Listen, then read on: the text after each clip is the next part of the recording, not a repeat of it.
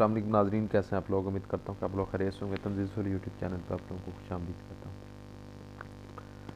आज की वीडियो में मैं बताऊँगा आपको कि अगर आपके पास कुछ रकबा है जिसकी दरमियानी लाइन यानी कि ये वाली लाइन यहाँ से लेके यहाँ तक नहीं है तो वो कैसे मालूम कर सकते हैं यहाँ से लेके यहाँ तक अगर लाइन नहीं है। अक्सर हमारे पास एकड़ होता है तो उसकी दरमियानी लाइन यानी जिसको हम वितर भी कहते हैं तो इसको कैसे मालूम करते हैं। तो हमारे पास नुमाइश कितनी है कि एक तरफ 20 फुट है और इधर भी 20 फुट है और लंबाई जो है 30 फुट है और दूसरी तरफ भी 30 फुट है। मकसद ये है कि एक हमारे पास ये शक्ल जो है ये मुस्तिल टाइप शक्ल है, ठीक है। तो इस पर हमने जो है ना मालूम करना है कि ये वाला हमारे पास यहाँ से लेके यहाँ तक जो लाइन है ये इसके कितनी लंबाई है, ठीक है।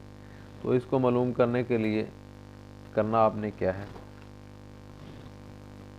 इसको मालूम करने के लिए मैंने एक मुकम्मल वीडियो बनाई है। सबसे पहले मैंने बताया कि ये हमारे पास अमूद है और ये कायदा है और ये यहाँ से लेके यहाँ तक वितर है। तो जब हमारे पास अमूद कायदा हो तो वितर हमने कैसे मालूम करना है, तो उसका तरीका मैंने ये सोल्यूशन बनाया है। सबसे पहले हमारे पास जो फार्मूलेशन है वो वितर बराबर होता है अमूद का स्केयर जमा कायदा का स्केयर और इन दोनों का अंडर रूट यानी कि इन दोनों का जज़ा। तो मेरे पास इधर वितर क्या है, मेरे पास वितर नहीं है हमारे पास, ठीक है। अमूद क्या है, अमूद हमारे पास है 30, ठीक है। और हमारे पास कायदा क्या है, कायदा हमारे पास है 20 फुट, ठीक है। तो अब हम इसको फार्मूले में लगाएंगे। जैसे ही फार्मूले में लगाते हैं तो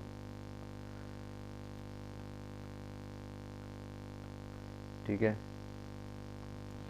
इसको अब हम लगाते हैं फार्मूले में।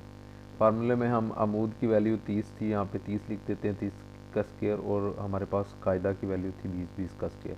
जब हम 30 का स्केयर लेते हैं तो 900 बन जाता है और 20 का स्केयर लेते हैं तो 400 बन जाता है, ठीक है।